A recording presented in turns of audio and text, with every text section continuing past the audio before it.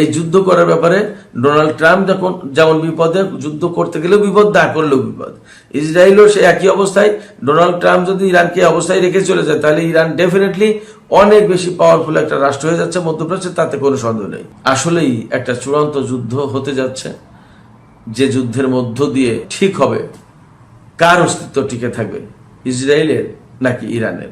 এদিকে ইসরায়েল বলছে তারা যুদ্ধের জন্য প্রস্তুতি নিচ্ছে এবং পেন্টাগন কি ধরনের পদক্ষেপ নেয় তার প্রতি তারা বিশেষভাবে দৃষ্টি রাখছে এবং আমেরিকার সাথে যোগাযোগ রাখছে, যে কোনো মুহূর্তে যুদ্ধ শুরু হতে পারে। অন্যদিকে খবর পাওয়া গেছে সংযুক্ত আরব আমিরাতে ইসরায়েলের আয়রন ডোম আগেই মোতায়েন হয়েছে এবং সেখানে নতুন করে ইসরায়েলি সেনা মোতায়েন করা হয়েছে। সংযুক্ত আরব আমিরাত তাদের নাগরিকদের ইরান, ইরাক এবং লেবাননের সফর নিষিদ্ধ করেছে এবং এই 3 দেশে থাকা আরব আমিরাতের নাগরিকদের দ্রুত দেশে ফেরার নির্দেশ দিয়েছে। এদিকে ইরানের পক্ষ থেকে বলা হয়েছে আমেরিকা যদি ইরানের সাথে আবার যুদ্ধ শুরু করে তাহলে দীর্ঘমেয়াদী জবাব দেবে এবং ইরান একথাও বলেছে আমেরিকা যদি সংক্ষিপ্ত অর্থাৎ ছোটখাটো কোনো হামলা চালায় তাহলেও ইরান দীর্ঘমেয়াদী জবাব দেবে, অর্থাৎ দীর্ঘদিন ধরে আমেরিকার বিরুদ্ধে যুদ্ধ করবে। এপাশে ইরানের আইআরজিসির অ্যারোস্পেস ডিভিশনের যে কমান্ডার জেনারেল মুসাভি, তিনি বলেছেন আমেরিকা যদি এবার ইরানের উপর হামলা চালায় তাহলে মার্কিন যুদ্ধ জাহাজগুলোর পরিণতি হবে, এই অঞ্চলে মার্কিন ঘাঁটিগুলোর যে পরিণতি হয়েছে সেই পরিণতি হবে, অর্থাৎ ঘাঁটিগুলোকে ইরান যেভাবে তছনছ করে দিয়েছে, ধ্বংস করে দিয়েছে, মার্কিন যুদ্ধ জাহাজগুলোকে এবার সেইভাবে ধ্বংস করবে বলে হুঁশিয়ারি উচ্চারণ করেছেন জেনারেল মুসাভি। এপাশে গত রাতে ইরানের আকাশে দেশটির এয়ার ডিফেন্স সিস্টেম অ্যাক্টিভেট করা হয়েছিল। এদিকে গতকাল যে খবর দিয়েছিলাম যে সেন্টকমের প্রধান এবং মার্কিন সামরিক বাহিনীর জয়েন্ট চিফস অফ স্টাফের চেয়ারম্যান এই 2 জন প্রেসিডেন্ট ডোনাল্ড ট্রাম্পের সাথে সাক্ষাৎ করবেন এবং তারা প্রেসিডেন্টকে ব্রিফ করবেন ইরানের ব্যাপারে আসলে কি করা যায়। সেই ব্রিফ তারা করেছেন এবং তারা যে পরামর্শ দিয়েছেন তাতে আমরা যে কথাগুলো বলেছিলাম সেই কথাগুলোই তারা বলেছে। গতকাল ভিডিওতে যে 3টি সম্ভাবনার কথা বলেছিলাম সেই 3টি সম্ভাবনার কথাই ব্র্যাড কুপার এবং জেনারেল ড্যান কেইন বলেছেন মার্কিন প্রেসিডেন্ট ডোনাল্ড ট্রাম্পকে, কিন্তু তিনি এখনো সরাসরি সিদ্ধান্ত দেননি। তবে ডোনাল্ড ট্রাম্প বলেছেন যে ইরানের বিরুদ্ধে যুদ্ধ শুরু হতে পারে। এখন এই যে যুদ্ধ শুরু হবে, কিন্তু 1 তারিখে ডোনাল্ড ট্রাম্পের যুদ্ধ করার ক্ষমতার মেয়াদ শেষ হবে, অর্থাৎ 60 দিন কংগ্রেসের অনুমতি ছাড়া 60 দিন যুদ্ধ করার যে স্কোপ ছিল ডোনাল্ড ট্রাম্পের হাতে, সেটা আমেরিকার সময় আজকেই শেষ হবে, 1 মে শেষ হবে। তাহলে ডোনাল্ড ট্রাম্প কি করবেন এই ব্যাপারে নতুন ফন্দি ফিকির তারা করছেন। কি ফন্দি ফিকির সেটাও আমি বিস্তারিত আলোচনা আপনাদের জানাবো। তো সুপ্রিয় দর্শক, এই যে কথাগুলো বললাম এই বিষয়গুলো নিয়ে এখন আমরা চলুন বিস্তারিত আলোচনায় চলে যাই।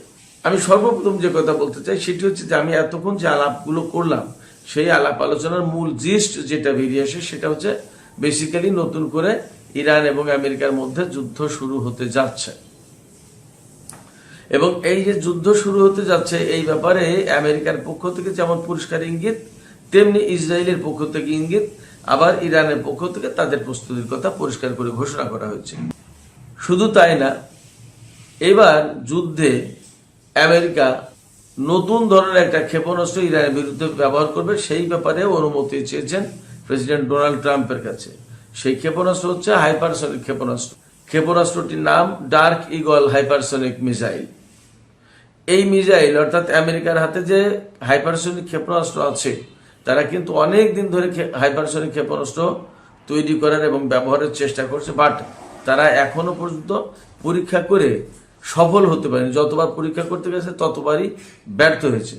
এখন এই যে ডার্ক ইগল হাইপারসনিক মিসাইল তাদের হাতে যেটা আছে এটা কিন্তু আনটেস্টেড, অর্থাৎ টেস্ট করা হয়নি, পরীক্ষা করে দেখা যায়নি যে এটা সফল কিনা। মোটামুটি হয়তো পরীক্ষা করেছে ঘরোয়াভাবে, হয়তো তাতে সফল, কিন্তু ব্যাপক ভিত্তিক ব্যবহারের ক্ষেত্রে এটা সফল হবে কিনা এটা আনটেস্টেড, একদম পরিষ্কার করে বলাই হচ্ছে।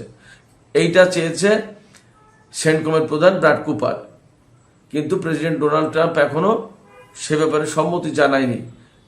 এমন হতে পারে যে সম্মতি জানালো, কিন্তু দেখা গেল যে এই ডার্ক ইগল হাইপারসনিক মিসাইল কাজ করছে না, তাহলে আর এক বিপদ। তাদের তো বেশ কিছু ক্ষেপণাস্ত্র এবং ক্রুজ মিসাইল বা বাংকার বাস্টার বোমা, যে 2 রকমের বাংকার বাস্টার বোমা কিন্তু ইরানের হাতে পড়েছে এবং সেগুলো রিভার্স ইঞ্জিনিয়ারিং করছে। আরো গুরুত্বপূর্ণ টেকনোলজি এই যুদ্ধের ভেতর দিয়ে ইরানের হাতে চলে গেছে, সেগুলো তারা রিভার্স ইঞ্জিনিয়ারিং করবে এবং আমেরিকার জন্য সেটা মহাবিপদ। এই ডার্ক ইগল হাইপারসনিক মিসাইল যদি ঠিকমতো কাজ না করে, তাহলে আমেরিকার যেমন দুর্নাম বদনাম হবে, লোকজন হাসাহাসি করবে, তেমনি এই প্রযুক্তিটা আবার অবিস্ফোরিত অবস্থায় যদি থেকে যায় বা ঠিকমতো কাজ না করে, তাহলে ইরানের হাতে সেটাও চলে গেল। আবার দেখা গেল যে এই ক্ষেপণাস্ত্র ছুড়লো ইরানের দিকে, কিন্তু কাজ করলো না, দেখা গেল যে জায়গায় ঘুরে পড়লো, তখন আর এক বিপদ।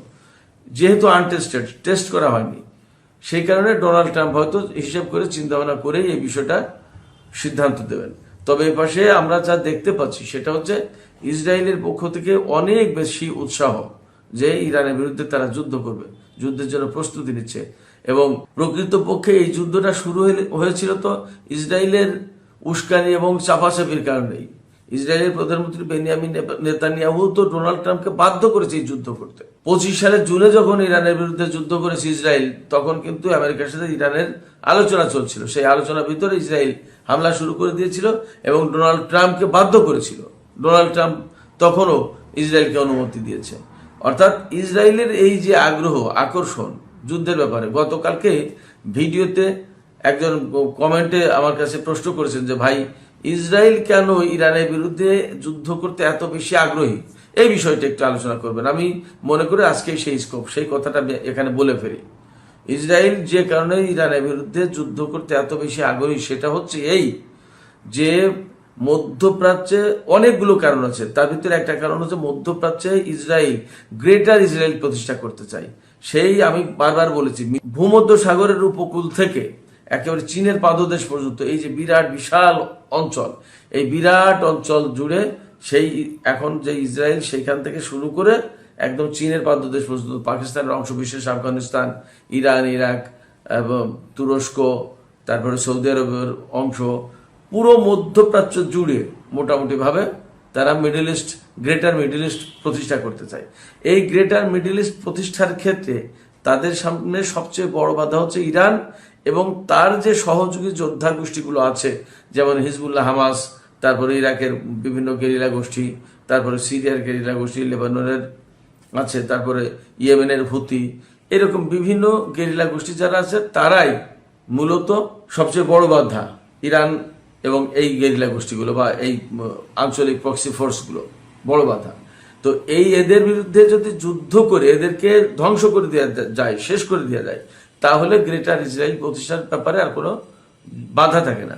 আর আপনারা সবাই জানেন ইসরায়েল হচ্ছে একদম ধর্মের ভিত্তিতে গঠিত একটা রাষ্ট্র। ইসরায়েল রাষ্ট্র প্রতিষ্ঠা হয়েছে কিন্তু একমাত্র ইহুদি ধর্মের ভিত্তিতে, ইহুদিরাই বসবাস করবে ওই রাষ্ট্রে, আর কেউ না। ইহুদিবাদ ইসরায়েল, জায়নিস্ট ইসরায়েল এই জন্য বলা হয়, জায়নিজম ইসরায়েল এমনি বলা হয় না। এবং তারা এটা স্বীকার করে, তারা দেখবেন যে একদম ধর্মের আলোকেই সমস্ত সবকিছু করতে চায়, সমস্ত সবকিছু ধর্ম দিয়ে ব্যাখ্যা করতে চায়। এই যে যুদ্ধ, এই যে যত যা কিছু, সমস্ত সবকিছু ধর্মের আলোকে বলতে চায়। এবং এই ইরানের বিরুদ্ধে যুদ্ধের আগে ডোনাল্ড ট্রাম্পকে ফুসলিয়েছিলেন নেতানিয়াহু এইভাবে যে শেষ জামানায় একটা নিকৃষ্ট শাসক আসবে, সেই নিকৃষ্ট শাসক হচ্ছে ইরানের খামেনি। ইরানের সর্বোচ্চ নেতা আয়াতুল্লাহ আলী খামেনিকে বলেছিলেন তিনি যে সবচেয়ে নিকৃষ্ট শাসক, এবং সেই নিকৃষ্ট শাসককে একজন খ্রিস্টান গ্রেট কিং, মহান রাজা হত্যা করবে। সেই মহান রাজা হচ্ছেন আপনি। ডোনাল্ড ট্রাম্পকে বুঝিয়েছিলেন, এইভাবে ফুসলিয়েছিলেন বাইবেলের অনুসরণে, যে বাইবেলে বলা আছে একজন বিরাট বড় মহান খ্রিস্ট রাজা, খ্রিস্টান ধর্মের রাজা, সেই এই যে পৃথিবীর সবচেয়ে নিকৃষ্ট একজন শাসককে হত্যা করবে, আপনি হচ্ছেন সেই রাজা। এইভাবে নেতানিয়াহু ফুসলিয়েছিল ডোনাল্ড ট্রাম্পকে। নেতানিয়াহু বা ইসরায়েল বেসিক্যালি ইরানকে ধ্বংস করে দিতে চায় বিভিন্ন কায়দায়, বিভিন্ন ভাবে। তার মূল কারণ যেমন তাদের ইহুদি ধর্মের একটা ব্যাপার, তেমনি ইরানকে সবচেয়ে বড় বাধা মনে করে তাদের সমস্ত লক্ষ্য উদ্দেশ্য পূরণ করার ক্ষেত্রে। এই যে সিরিয়া, এটা কিন্তু একটা বড় বাধা ছিল ইসরায়েলের সামনে, সেটা কিন্তু দূর করেছে। এবং এই সিরিয়ার বাধা দূর করতে গিয়ে আইএস কেন্দ্রিক কত কিছু বহু কিছু করেছে। সমস্ত সব জায়গায় ব্যর্থ হওয়ার পরে এক পর্যায়ে এই সিরিয়ার বাশার আল আসাদকে উৎখাত করে দিয়েছে, এবং এই ক্ষেত্রে তুরস্কের প্রেসিডেন্ট রজব তাইয়িপ এরদোগান কিন্তু সহযোগিতা করেছে। এখন যাদেরকে সিরিয়ায় ক্ষমতায় আনা হয়েছে তারা কিভাবে ইসরায়েলকে হেল্প করছে আমরা তো সবাই দেখছি পরিষ্কার। আমেরিকার পক্ষে কিভাবে কাজ করছে তা তো দেখছি। ফলে বাশার আল আসাদ ছিল আমেরিকা এবং ইসরায়েলের জন্য আর একটা বাধা, কারণ বাশার আল আসাদ পরিবারের ভেতরে আরব জাতীয়তাবাদী চিন্তা ছিল, এখানে ইসরায়েলের কোনো ঠাঁই ছিল না। মধ্যপ্রাচ্যে অনেক দেশ ইসরায়েলের সাথে সম্পর্ক করলেও বাশার আল আসাদের বাবা হাফেজ আল আসাদ বা বাশার আল আসাদ তারা কিন্তু কখনো ইসরায়েলের সাথে মিনিমাম সম্পর্ক রাখারও চেষ্টা করেনি, বরং বাশার আল আসাদ বারবার ইরানের সাথে বা তার বাবা ইরানের সাথে সম্পর্ক রেখে এখানে বিভিন্ন সংগঠনকে সহযোগিতা করে ইসরায়েলকে কোণঠাসা করে রাখার চেষ্টা করেছিল। বাশার আল আসাদকে উৎখাত করে দিয়ে সেই কাজে অনেকটা এগিয়ে গেছে, গ্রেটার মিডল ইস্ট প্রতিষ্ঠার কাজে অনেকটা এগিয়ে গেছে। এখন ইরান হচ্ছে একমাত্র বাধা, এটা গেলে একটা দিক। আর একটা দিক হচ্ছে ইরানের হাতে বিপুল পরিমাণ তেল সম্পদ, গ্যাস সম্পদ, প্রাকৃতিক খনিজ সম্পদ রয়েছে। তারপরে কৌশলগতভাবে ইরানের অবস্থান খুবই গুরুত্বপূর্ণ। এই জায়গায় যদি ইসরায়েল মনোনীত একটা শাসক প্রতিষ্ঠা করতে পারে তাহলে ইরানের সম্পদ লুটপাট করে তারা খেতে পারবে সহজে, আরব বিশ্ব থেকে যেভাবে খাচ্ছে। এটা একটা কারণ। ইরানের কৌশলগত গুরুত্বটা কি সেটা বলি। ইরানের উত্তর পাশে কাস্পিয়ান সাগর, যে সাগরের উপকূলে আজারবাইজান, আপনার রাশিয়া, কাজাকিস্তান, উজবেকিস্তান, তুর্কমেনিস্তান এই সমস্ত দেশ রয়েছে, ইরান তো আছে, বিরাট একটা গুরুত্বপূর্ণ ব্যাপার। এবং এখানে যেহেতু সরাসরি কোনো সাগরের সাথে সরাসরি সম্পৃক্ত না, সেই কারণে এটা বদ্ধ সাগর, বদ্ধ হ্রদ, সেই কারণে এখানে ইরান, রাশিয়া এদের সবার একক কর্তৃত্ব আছে। ইরানকে যদি বা ইরানের বর্তমান শাসককে যদি এই ইসলামিক বিপ্লবকে যদি ধ্বংস করে দিতে পারে, বিপ্লবী সরকারকে যদি হটিয়ে দিতে পারে, তাহলে সহজ হবে ইরানকে এত বড় কৌশলগত একটা দেশ নিজেদের নিয়ন্ত্রণে নেয়া। এপাশে ইরানের দক্ষিণে পারস্য উপসাগর, পুরো পারস্য উপসাগরের দক্ষিণ পাড় এবং পশ্চিমের অংশ বিশেষ জুড়ে, যেখানে কুয়েত, ইরাক, সৌদি আরব, বাহরাইন, কাতার, সংযুক্ত আরব আমিরাত এবং ওমানের অংশ বিশেষ, আর সেখানে একা উত্তর পাড় পুরোটা জুড়ে ইরান। কত বড় গুরুত্বপূর্ণ ব্যাপার। এবং ইরানের যে পাহাড় পর্বতে ঘেরা বিরাট বিরাট মরুভূমি, আপনি যা খুশি তাই করতে পারবেন। ইরান এমন একটা বড় দেশ এবং তার ভূবৈচিত্র্য এত বেশি। এইরকম একটা কৌশলগত দেশ মধ্যপ্রাচ্যে যদি ইসরায়েল এবং আমেরিকার হাতে থাকে, তাহলে কি মধ্যপ্রাচ্য কন্ট্রোল করতে আর কিছু লাগে? যতদিন ইরান আমেরিকা এবং ইসরায়েলের পক্ষে ছিল ততদিন আমেরিকা এবং ইসরায়েলের জন্য আর কোনো মিত্রের প্রয়োজন হয়নি। সবচেয়ে বড় মিত্র ছিল ইরান। এই কারণে ইরানের বিরুদ্ধে যুদ্ধ করে ইরানকে আবার নিজেদের কবজায় নিতে চায় ইসরায়েল এবং আমেরিকা। এইর মূল কথা। আরো অনেক কিছু থাকতে পারে, ধর্মীয় ব্যাপারগুলো তো আছেই, ধর্মীয় ব্যাপার আরো ডিটেলস আছে, আমি সেদিকে যাচ্ছি না। তো যাই হোক, এই জায়গা থেকে এখন ইরান কি করবে? ইরান পরিষ্কার করে বলেছে যে তারা তাদের স্বাধীনতা সার্বভৌমত্ব রক্ষা করবে। আগেই যুদ্ধ করেছে, এখনো যুদ্ধ করছে, যুদ্ধ পরিস্থিতির ভেতরে আছে, এবং নতুন করে যুদ্ধ শুরু হলে তারা সেটা করবে। ইরানের অ্যারোস্পেস ডিভিশনের যে প্রধান, তিনি জেনারেল মুসাব্বি, তিনি পরিষ্কার করে বলেছেন যে আমেরিকা যদি এবার কোনো সিঙ্গেল শট দেয়, ছোটখাটো হামলাও করে, তাহলেও ইরান দীর্ঘমেয়াদী হামলায় যাবে, দীর্ঘমেয়াদী পাল্টা প্রতিশোধ করবে। দীর্ঘমেয়াদী মানে হচ্ছে যে ধরুন 2-4 দিন পরে আমেরিকা বলল যে আমরা যুদ্ধ করবো না, যুদ্ধ শেষ। ইরান এবার ছাড়বে না যতক্ষণ পর্যন্ত মধ্যপ্রাচ্যে আমেরিকার উপস্থিতি বিনাশ না হবে, ততক্ষণ পর্যন্ত ইরান ছাড়বে না। এবং এইবার ইরান নতুন নতুন অস্ত্র আনবে, সেটা পরিষ্কার করেছেন ইরানের নৌবাহিনীর প্রধান শাহরাম ইরানি। তিনি পরিষ্কার করে বলেছেন যে এমন অস্ত্র ব্যবহার করব যা দেখে শত্রুদের হার্ট অ্যাটাক হতে পারে। আমি গতকালকে ভিডিওতে কিছু বলেছিলাম। এই অস্ত্রটা কি, অনেকে হাসাহাসি করেছেন, অনেকে বলেছে আর ইরান শুধু ফাঁকা বলি মারে, ফাঁকা মারে। আসলে যারা এরকম কথা বলে তারা কি চায় আমি জানি না।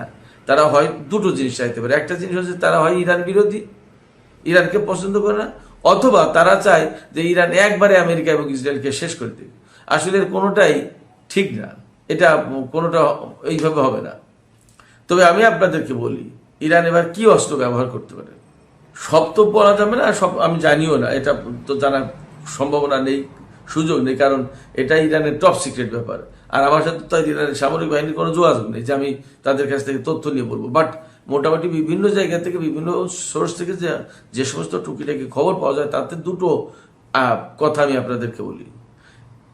এমন একটা অস্ত্র, এমন ক্ষেপণাস্ত্র ইরানের হাতে আছে যে ক্ষেপণাস্ত্র মারলে একদম অল্প সময়ের ভিতরে 4 কিলোমিটার, যেখানে আঘাত আসবে তার চারপাশে 4 কিলোমিটার এরিয়া জুড়ে একদম সবকিছু ধ্বংস হয়ে যাবে। তো এইরকম ক্ষেপণাস্ত্র যদি কয়েকটা মারা হয় ইসরায়েলে, তো ইসরায়েল থাকবে? এছাড়া আর একটা ক্ষেপণাস্ত্র আছে, শুনেছি, আমি সত্য মিথ্যা জানি না, তবে সূত্র নির্ভরযোগ্য, যে ইরানের হাতে এমন এক ক্ষেপণাস্ত্র আছে যে ক্ষেপণাস্ত্র মারলে, বা ক্ষেপণাস্ত্র অথবা বোমা যাই হোক, মারলে যে কোনো একটা শহরে মারলে মোটামুটি সেই শহরের ম্যাক্সিমাম ইলেকট্রনিক ডিভাইস সব একদম বিকল হয়ে যাবে, অকেজ হয়ে যাবে, ধ্বংস হয়ে যাবে। তো এইরকম যদি হয়, তো এখন তো ইলেকট্রনিক্স ডিভাইস ছাড়া তো কোনো যুদ্ধ বিগ্রহ কোনো কিছু পরিচালনা করা সম্ভব না। তাইলে শত্রুপক্ষের সমস্ত সব অস্ত্র তো কানা বন্ধ হয়ে যাবে, তখন কি করবে? ইরানের প্রস্তুতি মেগা প্রস্তুতি, সহজ কথা। আমরা আগেই বলেছি, বা ইরানের পক্ষ থেকে বারবার বলা হয়েছে, ইরান কিন্তু বারবার বলেছে যে তারা কিন্তু এখনো ফুল ফ্লেজে যুদ্ধে আসেনি, তাদের কাছে হাজার রকমের ক্ষেপণাস্ত্র আছে এবং তারা গুরুত্বপূর্ণ এবং লেটেস্ট টেকনোলজির অনেক অস্ত্র, ক্ষেপণাস্ত্র এগুলো ধরেইনি, ব্যবহারই করেনি। এই কথাগুলোকে হয়তো অনেকে ব্লাফ মনে করতে পারে, কিন্তু আমি বিশ্বাস করি এই কারণে যে আমি অনেক আগে থেকে ইরানের সামরিক শক্তি সম্পর্কে বলে আসছি। আমি যতদিন বলেছি, অন্তত 25 বছর আগে থেকে, অন্তত। তো লোকজন আমার কথা অনেকে হাসাহাসি করতে বলতো, আপনি তো হয়তো ইরানে ছিলেন বা ইরানকে ভালোবাসেন বা ইরানের জন্য আপনার দরদ ব্যথা আছে, এই জন্য আপনি বলেন। আমি বলি বাস্তবতা তা না। আমি ইরানকে ভালোবাসি, ইরানের জন্য দরদ ব্যথা আছে, বা ইরানকে পছন্দ করি, ইরানের জন্য এই জন্য বাড়িয়ে বলছি, নট দ্যাট। ব্যাপারটা মোটেই তা না। আমি একজন বিশ্লেষক হিসেবে, আমি একজন সাংবাদিক হিসেবে বলছি, ইরানের সামরিক সক্ষমতা এই পর্যায়ে যে ইরান এতটা সামরিক শক্তি অর্জন করেছে যা আমেরিকা কম বেশি জানে। আমেরিকা যদি জানতে পারতো যে ইরানের উপর হামলা চালিয়ে তারা পার পেয়ে যাবে, তাহলে সেই দিনই হামলা চালাতো। কিন্তু তাদের সমস্ত ক্যালকুলেশন বলছে যে ইরানের উপর হামলা চালিয়ে তারা পার পাবে না সহজে, অতএব তারা হামলা করে না। এইবারও যে যুদ্ধটা হচ্ছে, এটা কিন্তু বেসিক্যালি ইসরায়েলের চাপে। এবং আপনারা সবাই জানেন এপিস্টিন ফাইল নামে যে জিনিসটা আছে, এই এপিস্টিন ফাইল কিন্তু ভয়ঙ্কর কেলেঙ্কারির ব্যাপার, ডোনাল্ড ট্রাম্পের জন্য মহা বিপদের কারণ। তো যাই হোক, আমি আর একটু কথা বলে শেষ করি। আমেরিকা এবং ইসরায়েল ইরানের বিরুদ্ধে যুদ্ধের জন্য কি ধরনের পরিকল্পনা নিচ্ছে, আমি 3টা অপশন বলেছিলাম, সেই 3টা অপশনই জারি আছে। ইসরায়েলের পক্ষ থেকে বলা হয়েছে যে ইরানের তেল গ্যাস স্থাপনা, ব্রিজ এবং সরকারি বিভিন্ন স্থাপনা, অফিস আদালত, এগুলো সব ধ্বংস করে দেওয়া হতে পারে। তার মানে হামলাগুলো কোথায় হবে আপনারা খেয়াল করুন। এরপরে আমেরিকার পক্ষ থেকে যে ব্র্যাড কুপার, সেনকমের প্রধান, যে বিবৃতি দিয়েছেন বা ব্রিফ করেছেন, তাতে বলা হয়েছে যে হরমুজ প্রণালী খুলে দেওয়ার জন্য তারা ওই এলাকায় একটা অভিযান চালাতে পারে এবং ওই এলাকার অংশবিশেষ তাদের নিয়ন্ত্রণে নিতে পারে। এটা একটা ব্যাপার। আরেকটা ব্যাপার বলেছে যে ইরানের ভেতরে স্থল অভিযান চালানোর প্রশ্নও থাকতে পারে, চালানো হতে পারে। এরকম কতগুলো অপশন দিয়েছে, কিন্তু যে অপশনের দিক আমি ব্যক্তিগতভাবে মনে করছি, ইরানের যে সামরিক সক্ষমতা রয়েছে এবং ইরানের জনগণের যে ডিটারমিনেশন, তাতে আমেরিকা ইসরায়েল কুল পাবে না, পাত্তা পাবে না। এবং আপনারা নিশ্চিত থাকুন, যা পরিস্থিতি বুঝতে পারছি, যা আকার ইঙ্গিতে যা বোঝা যাচ্ছে, তাতে এবার যুদ্ধ শুরু হলে সংযুক্ত আরব আমিরাতের ভূমি একেবারে মানে চুরমার হয়ে যাবে। ইসরায়েল এবং সংযুক্ত আরব আমিরাতের ভূমি একদম চুরমার হয়ে যাবে। এবং এই যুদ্ধে কুয়েত, সৌদি আরব, ইরাক, বাহরাইন, কাতার যদি আবার তাদের ঘাঁটি, ভূমি এগুলো দিয়ে সাহায্য করে, তাহলে এবার ইরানের পক্ষ থেকে জবাবটা হবে অনেক বেশি বড়। এবং এই ক্ষেত্রে রাশিয়া এবং চীনের সহযোগিতা অবশ্যই ইরানের পক্ষে থাকবে, সেটা আপনারা বুঝতেই পারছেন। কারণ এইবারে যুদ্ধটা যদি যুদ্ধ হয়, তাহলে সেই যুদ্ধটা হতে যাচ্ছে একেবারে চূড়ান্ত যুদ্ধ। সেই চূড়ান্ত যুদ্ধে ইসরায়েল এবং আমেরিকার টার্গেট থাকবে ইরানকে দখল করে নেওয়া। ইরানকে যদি দখল করে নিতে পারে, তাহলে চীন এবং রাশিয়ার পা রাখার জায়গা থাকবে না মধ্যপ্রাচ্যে। ফলে সেই চূড়ান্ত যুদ্ধে ইরানকে বিজয়ী করার জন্য ইরান তো তার নিজের মতো করে যুদ্ধ করবেই, রাশিয়া এবং চীন এখানে অনেক বেশি সক্রিয় সহযোগিতা দেবে, নিশ্চিত থাকতে পারেন। এবং আমি মনে করি যে এই যুদ্ধের ভেতর দিয়ে একদম পুরো আঞ্চলিক পরিবর্তন কি হতে যাচ্ছে তা একদম পরিষ্কার হয়ে যাবে। এখন এই জায়গায় প্রশ্ন আসতে পারে আপনাদের ভেতরে যে ডোনাল্ড ট্রাম্প তো 1 তারিখের ভিতরে তার যুদ্ধ করার মেয়াদ শেষ হয়ে যাবে, ক্ষমতা শেষ হয়ে যাবে, কংগ্রেস থেকে অনুমোদন নিতে হবে, তারপরে যুদ্ধ করবে। তাহলে সে কিভাবে যুদ্ধ করতে যাচ্ছে? এখানে একটা মজার ব্যাখ্যা দিয়েছে রিপাবলিকানরা, ট্রাম্পের দল বলছে যে কংগ্রেস থেকে অনুমতি নিতে হবে 60 দিন যুদ্ধ করার পরে, কিন্তু আমরা তো যুদ্ধবিরতি দিয়েছি প্রায় 3 সপ্তাহ 4 সপ্তাহ হয়ে গেল, তো এই যুদ্ধবিরতি তো সেই 60 দিনের ভিতরে পড়বে না। তাইলে আমরা এই দিনগুলোর সুবিধা পাবো, অর্থাৎ এই দিনগুলো 60 দিন থেকে এই দিনগুলো বাদ দিলে দেখা গেল যে 40 দিন হলো কথা। তাইলে আর বাকি যে 20 দিন, সেই 20 দিন তারা যুদ্ধ করার এখতিয়ার রাখে, সুযোগ রাখে, সেই ক্ষমতা আছে। তারপরে গিয়ে কংগ্রেসের অনুমোদন নেওয়ার প্রশ্ন, এই অপব্যাখ্যা দিয়েছে। এখন ডেমোক্র্যাটরা একদম সরাসরি নাকচ করে দিয়েছে যে নো, এটা কোনো সাংবিধানিক ব্যাখ্যা না। সাংবিধানিক ব্যাখ্যা হচ্ছে যে যুদ্ধ শুরু পরে 60 দিনের ভেতরে অবশ্যই মার্কিন প্রেসিডেন্টকে কংগ্রেসের অনুমতি নিতে হবে, তা না হলে যুদ্ধ করা বেআইনি হবে, সংবিধান লঙ্ঘন হবে। এখন ডোনাল্ড ট্রাম্প তো একগুয়ে টাইপের লোক, আইন মানা লোক না, অন্তত তাই দেখা যায়। 2020 সালে যে নির্বাচন হয়েছিল, সেই নির্বাচনে কি ডোনাল্ড ট্রাম্প পরাজিত হওয়ার পরেও কিন্তু ক্ষমতা ছাড়তে চায়নি। আমেরিকার ইতিহাসে প্রথম ঘটনা ছিল এরকম, এর আগে কখনো এরকম হয়নি। এবং সে তার উগ্র সমর্থকদের নিয়ে হোয়াইট হাউস দখল করে নিয়েছিল, ক্যাপিটল হিলে জানুয়ারি 6 তারিখে কি ভয়ঙ্কর মারামারি, 6 জন না কয়জন মারা গিয়েছিল মনে আছে? ডোনাল্ড ট্রাম্পের পক্ষে অনেক কিছুই করা সম্ভব, জানি না কি হবে, তবে এইরকম ঘটনা ঘটলে আমেরিকার ভেতরে রাজনৈতিক পরিস্থিতি অনেক বেশি খারাপ হয়ে যাবে। তখন ডোনাল্ড ট্রাম্প তার দল আরো খারাপ করবে, এবং আগামী নির্বাচন, নভেম্বরে যে মধ্যবর্তী নির্বাচন, সেই নির্বাচনে তাদের ভরাডুবি হবে, এতে আর কোনো সন্দেহ থাকবে না। এই যুদ্ধ করার ব্যাপারে ডোনাল্ড ট্রাম্প যেমন বিপদে, যুদ্ধ করতে গেলেও বিপদ, না করলেও বিপদ। ইসরায়েলও সে একই অবস্থায়। ডোনাল্ড ট্রাম্প যদি ইরানকে অবস্থায় রেখে চলে যায়, তাহলে ইরান ডেফিনেটলি অনেক বেশি পাওয়ারফুল একটা রাষ্ট্র হয়ে যাচ্ছে মধ্যপ্রাচ্যে, তাতে কোনো সন্দেহ নেই।